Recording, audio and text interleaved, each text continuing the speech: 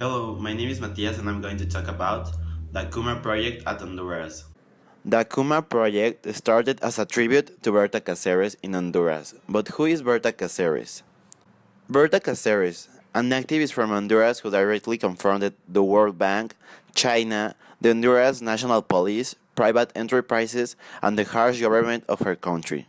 Unfortunately, Berta was killed in 2016 for raising her voice too much. Berta is known for her bravery and defense for the environment, indigenous people, women, and in general human rights.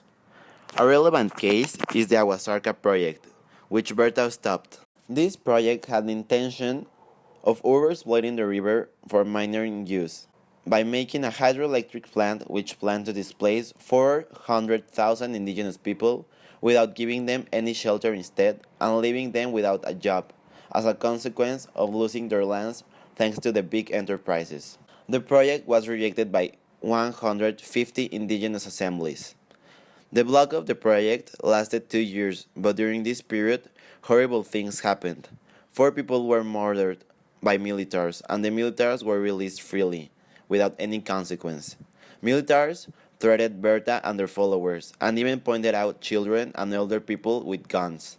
Seguiremos ya no solo como Pueblo Lenca, sino con otras organizaciones con la esperanza de cambiar la situación en nuestro país. No nos queda de otra más que luchar. These were the words said by Berta. After many struggles, the project stopped. Berta won the Goldman International Prize in 2015, the most prestigious award related with environmental activism. As mentioned before, Berta was murdered in 2016 for standing up to defend human rights. But unfortunately, she isn't the only one.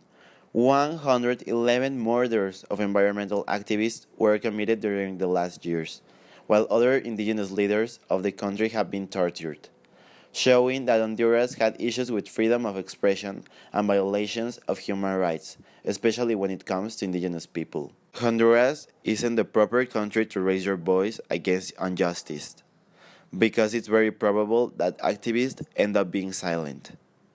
In spite of all this repression, after Berta's death, people went down to the streets manifesting their unsatisfaction.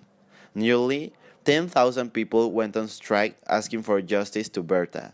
They didn't only manifested on streets, but also through art.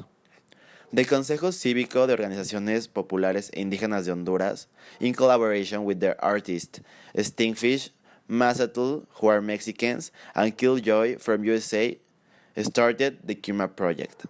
The project consisted in protesting through visual expression with elaboration of beautiful paint walls related with the defense of indigenous people and the environment. The authors said this: "We believe that for an authentic change of our society, a sincere love for humanity, truth, and justice is necessary. Street art, in its best expressions, expresses and conveys this quality.